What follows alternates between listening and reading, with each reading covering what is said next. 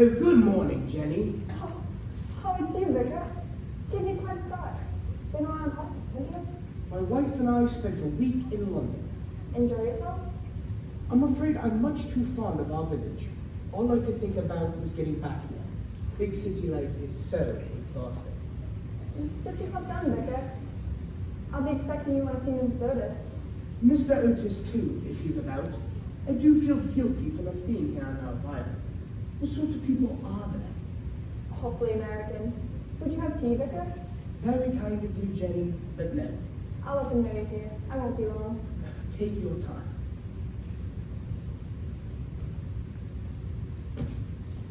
I do hope you're not causing any mischief, Sir Simon.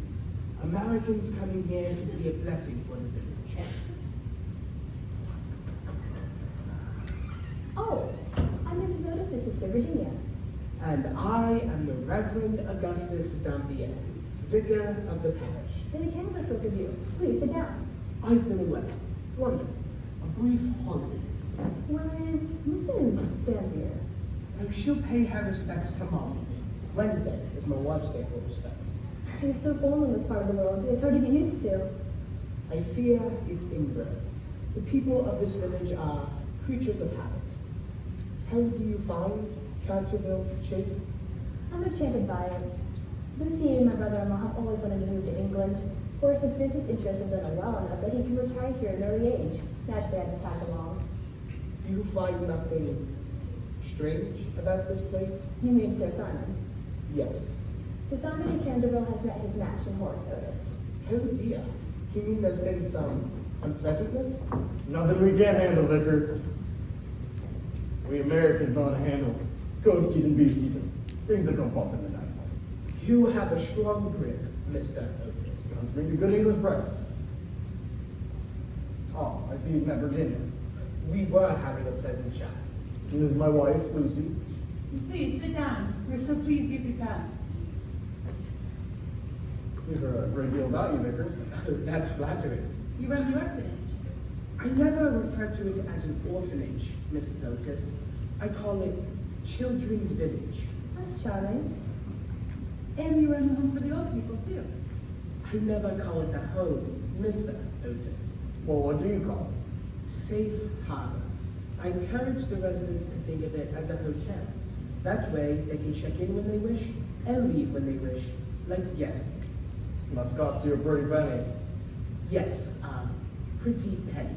Virginia, ring for Mrs. Owens. Oh, I can't stay. One cup of tea before you leave? Another time. For now, I just wanted to stop by and bid you welcome. I'm delighted you're comfortable. It hasn't been easy sleeping here. You mean Sir Simon? He's a noisy sort of pest. Oh, Mr. Otis, you mustn't talk like that. No telling what he'll do. The question is what I might do. You haven't antagonized him. No, but he's antagonized me. My husband permits nothing to interfere with a good night's sleep. The best kid is quite a start when he first appeared. Ran after my daughters with a sword. Shrieking, yelling, made a vulgar display of himself. No class at all. We soon put him in his place, however. A sword, you say? I fear you don't grasp the gravity of the situation. Sir Simon can be quite malicious. Well, in my book, he's a fraud and a fake. He allows me to erase the bloodstain every evening. Only it's back the next morning. And it's forever changing the color. One morning it's rose, and the next it's purple. The old boy must be colorblind. Lady Canterville told us what you did to the Duchess of Bolton. You know, Vicar, Sir Simon's against good old American horse sense. You know something about horse sense, Vicar? It dwells in a stable mind!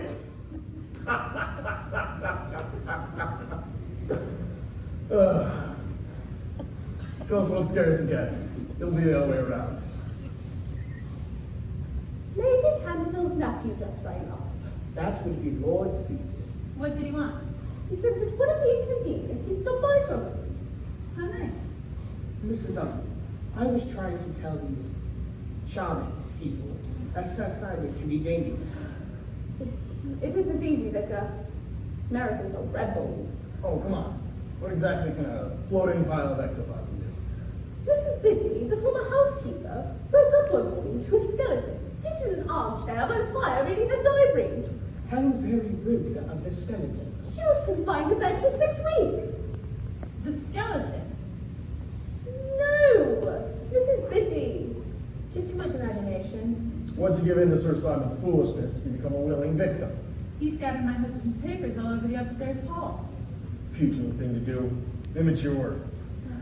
Sir Simon's become unusually restless. Especially for such an old spirit. Second night we were here, we heard him rattling all over the place in his suit of armor. That's how he frightens Jenny. What did you do? I did what any sensible man would do. What would any sensible man do, Mr. Otis? What did you do? Well, I said boo. Boo?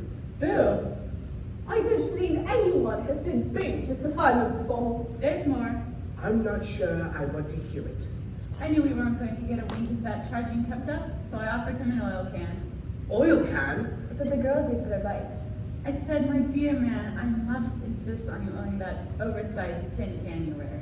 You didn't. I did. What happened then? He fell over backwards and rolled down the stairs. Smoke the entire house. Mr. and Mrs. Otis, you're tempting fate. Not at all. Thought it wise for Sir Simon and me to hear where we stood right off the bat. Off the bat? What on earth does that mean? It means Sir Simon will either have to behave himself or he'll have to go. Go? Go where? This is his home. Then it's time he started acting like it. His manners are worse than my daughter's. I thought the reason you made such a racket was because you couldn't see in the dark. Virginia was actually very kind. She gave Sir Simon a box of candies. He seemed quite annoyed. Didn't even thank me. I'm afraid people from the colonies aren't what Sir Simon is accustomed to. I'm genuinely worried. Oh, Vicar, we can handle ourselves. I'm not worried about you. I'm worried about Sir Simon. Enough talk about the silly ghost. Vicar, I wonder, could we ever visit the children's village? What better time than the present? I'm on my way there now. Do join me. That's a great idea. Oh, Lady Canterville's nephew. I'll see him. Go along, both of you. Invite him for tea. English can't seem to live without it. I will. Come on, Lucy. Vicar. It's a great day for a walk. We're coming. Your brother-in-law and sister are confident people, aren't they? They don't let the grass grow under their feet. Grass grow under their feet. What a funny language you Americans speak. Poor Sir Simon. There would be trouble. Serious trouble.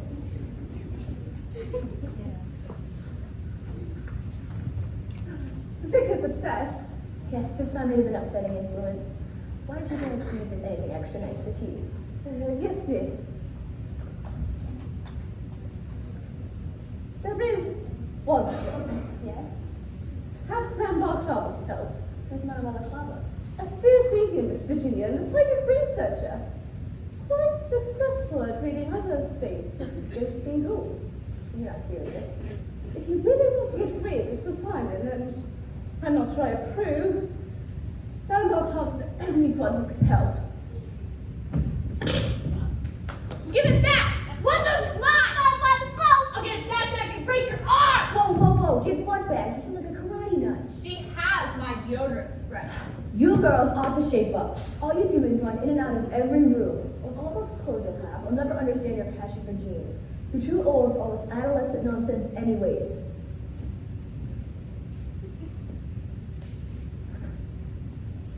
You were saying something about Minerva Clover? She's famous in these parts. What for? Well, for one thing, she's got rid of Martin the Maniac. Who's he? Sometimes he's referred to as the masked mystery. He sounds exciting. He terrorized North Manor for centuries. And this Minerva Clover exercise, is that what you're saying? I don't know about that, but she certainly got rid of him. Not only that, she banished Chester the Horrid from Heathcliff House. You're putting us on. Oh, miss, Madame Barclay's a genius when it comes to the unknown. But if she's so good, why is she been here before? Nobody has requested a presence. She doesn't de-ghost unless she's invited. De-ghost? Lots of mumbo-jumbo. I can accept the presence of Sir Simon. In a way, I feel rather sorry for the poor man. But a ghost named Martin the Maniac and another named Hester the Horrid is going too far. He chose not to forgive St. Jane the Graceless. What was she famous for? The popular press of her day referred to as the corpse snatcher of Chertsey Barn.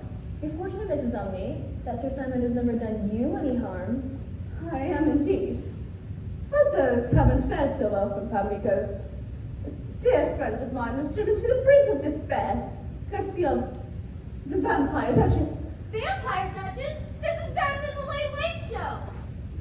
Yes, the duchess of startup. Before my Malcova visited Startup Castle and hoped to go near the place. As long as Sir Simon isn't too malicious, I see no need to send for a psychic researcher. As you wish, miss.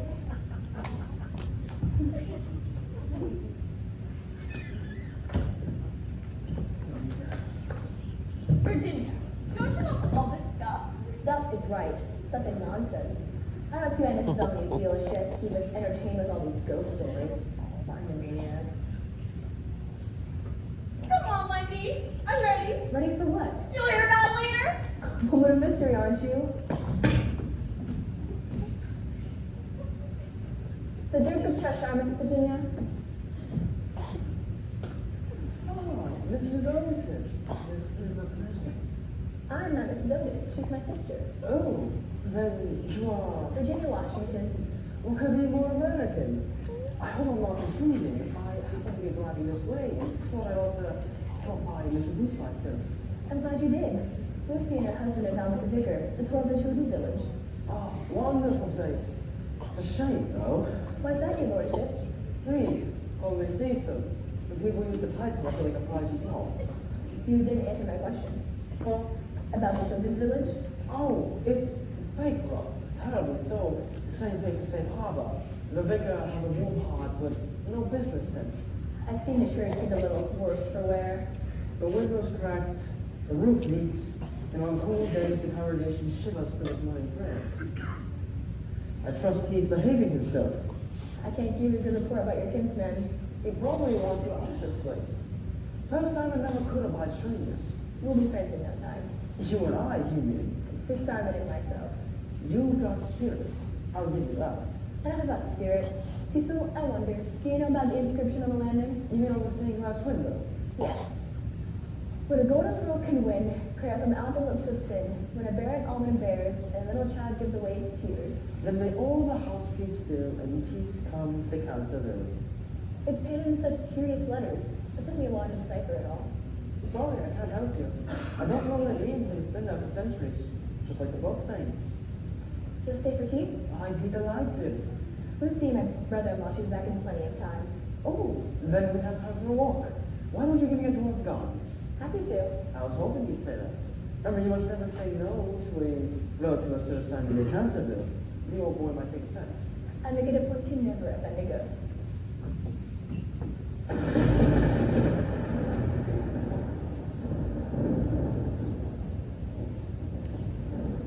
Dew, gloom, thunder, and spite. Curses on whoever will mock my might.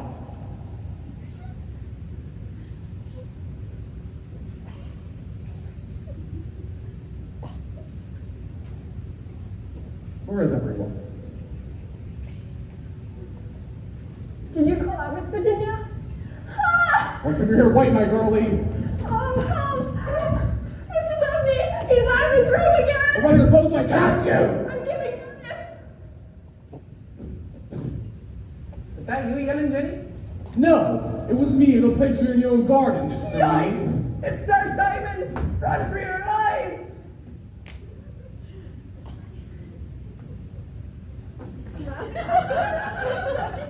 I'll drive him out. I will.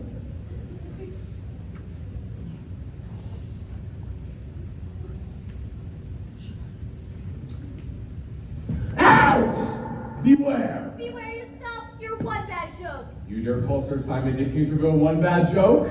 Believe me, I dare. You'll regret this. You're gonna scare yourself. Stop it! Stop that! Who's afraid of gas? Go! Wretched female!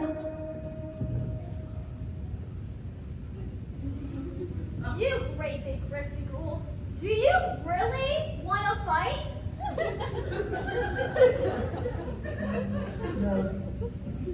No.